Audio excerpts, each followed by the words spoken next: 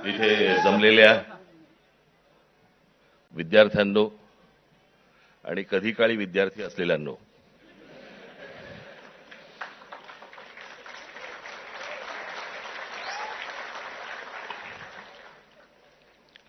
हे लाईट जरा बंद करता येतील किंवा कमी करता येतील का? हे समोरचे हे हा पण हा बंद, हा बंद, आणि हा बंद करा पहिला. हा हा वरचा करता येईल का? हा बस.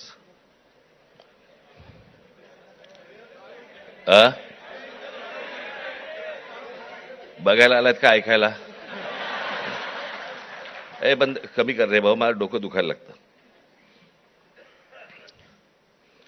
आज विद्यार्थी सेनेचा वर्धापन दिन. खूप वर्ष झाली माझी राजकारणाची सुरुवातच ही विद्यार्थी सेनेतून झाली आणि त्याच्यातलं काम करत करत करत करत घडत घडत घडत घडत आज इथपर्यंत आलो. अमित आणि त्याचे सगळे सहकारी उत्तम काम करतील अशी अपेक्षा आहे, आशा आहे.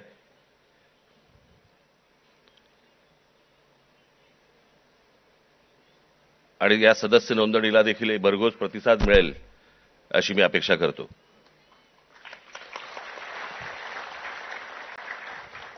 आज एवढ्या मोठ्या आंदोलनानंतर आज इतक्या लगेच विद्यार्थ्यांच्या आंदोलनानंतर लगेच इतक्या लवकर विद्यार्थी सेनेचा वर्धापन दिन आलाय.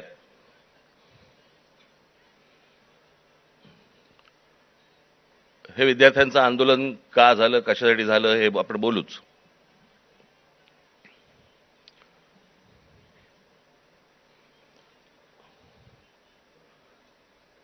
परंतु मी ज्या वेळेला कामाला सुरुवात केली त्यावेळेला काळ वेगळा होता, विषय वेगळे होते. आत्ताचे विषय वेगळे आहेत.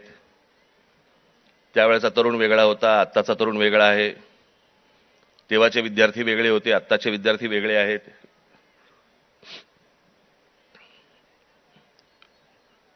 आम्ही जो काळ पाहिला तो टेलिग्राम पासून ते इंस्टाग्राम पर्यंत पाहिला.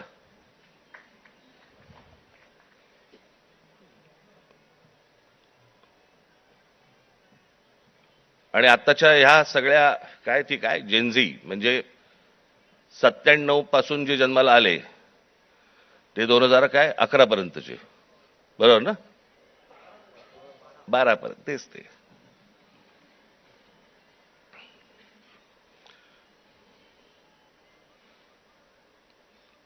या मुलांचं म्हणणं काय, या मुलांना काय हवंय? आपण हे जेनझी करतोय. इंग्रजी बोलणारी फक्त जेनझी नसतात. माझी विद्यार्थी सेनेच्या सर्व सहकाऱ्यांना माझी विनंती आहे, जेनझी 97 नंतर जन्माला आलेले 2011 पर्यंत 12 पर्यंतची मुलं ही महाराष्ट्राच्या ग्रामीण भागात पण आहेत.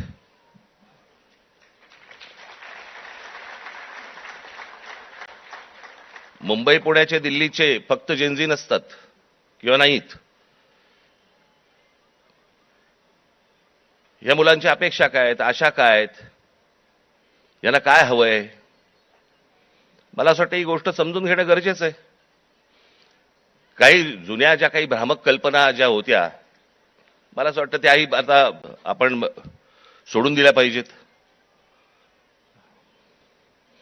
आमच्या काळामध्ये आम्ही त्यावेळेला लहान असताना